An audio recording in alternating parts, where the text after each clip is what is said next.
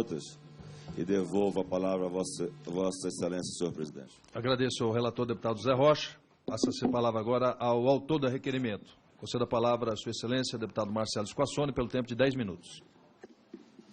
Obrigado, senhor presidente. Quero agradecer a presença do senhor Marcelo Gasparino da Silva, do senhor Evan de Souza. Nós temos aqui um problema que é muito grave para o país, que são as demissões anunciadas em Cubatão, principalmente. E eu queria começar, senhor presidente, eu fiz algumas anotações aqui, dizendo que a cidade de Cubatão tem a antiga Usiminas, a antiga Cosipa, que hoje chama Usiminas, como sua principal empresa.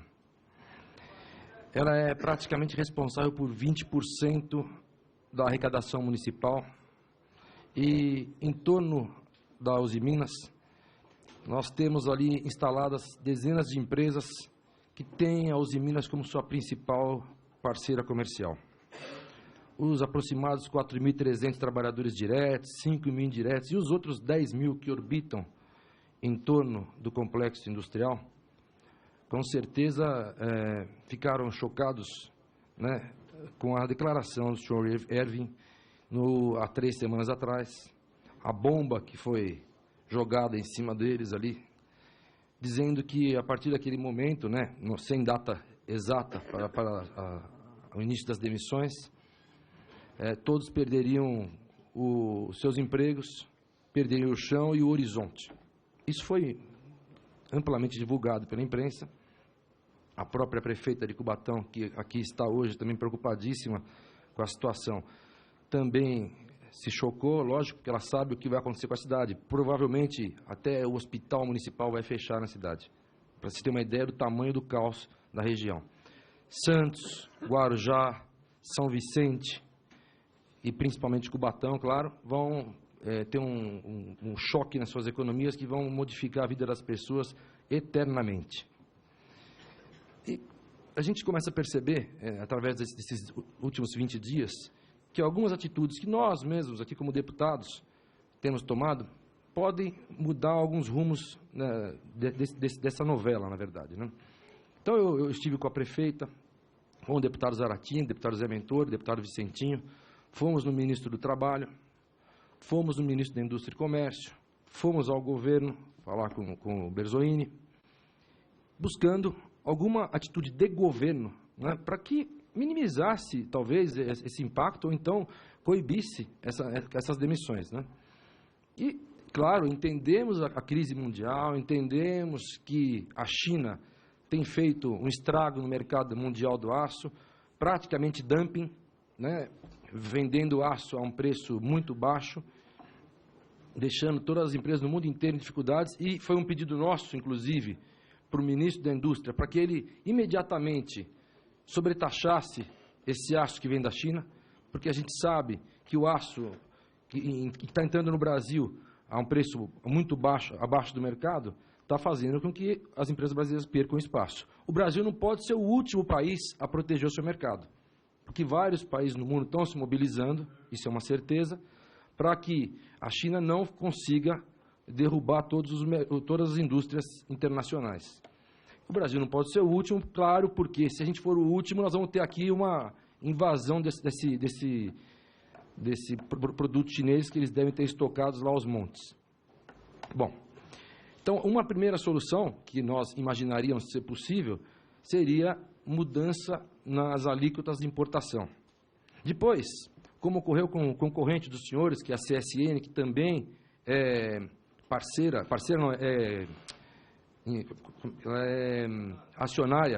acionista da Usiminas, a CSN buscou o que nesse momento, pelo que nós fomos pesquisar?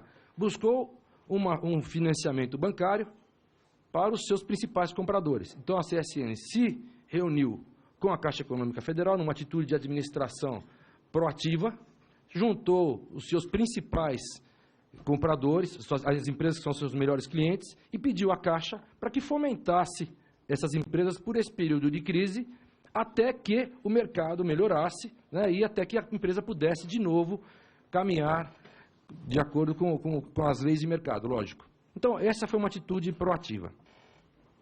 O que eu não percebi, pelo menos eu queria ouvir dos senhores, do senhor Marcelo, do senhor Erwin, era que atitude foi tomada pela empresa, inicialmente, antes de tomar uma atitude tão desastrosa como essa, que para nós não pode ter outra palavra como desastrosa, é um desastre, né?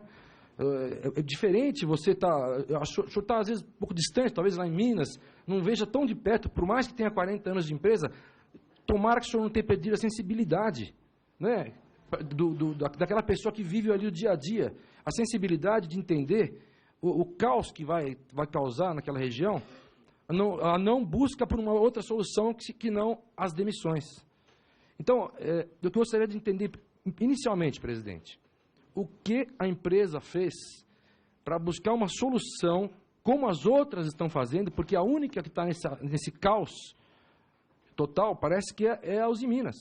Então, se as outras estão buscando outros caminhos para vencer a crise, para ajudar o país nesse momento de dificuldade, o senhor disse aí algumas atitudes sociais que a empresa tomou, infelizmente, nesse momento elas vão sumir, vão desaparecer, só pode ter feito um monte de coisa, mas isso vai desaparecer diante da desgraça que o senhor vai causar na região. Então, acho que essa sensibilidade que eu estou achando que faltou a todos vocês, ao Conselho de Administração e à presidência da empresa, para buscar qualquer solução, menos destruir a vida de milhares de pessoas. Então, eu queria saber por que não buscar soluções diferentes antes de chegar a esse ponto. Você está fazendo a pergunta diretamente? Primeiro para o senhor Marcelo, que ainda não respondeu a nada, que não foi perguntado para ele, mas então, depois passa ao a palavra presidente. inicialmente ao senhor Marcelo e depois ao presidente. Senhor deputado Marcelo Squassoni, bom dia, obrigado pela pergunta. Eu entendo que parte da sua pergunta necessariamente precisa ser respondida pelo presidente executivo da companhia. Mas eu posso lhe prestar alguns esclarecimentos em relação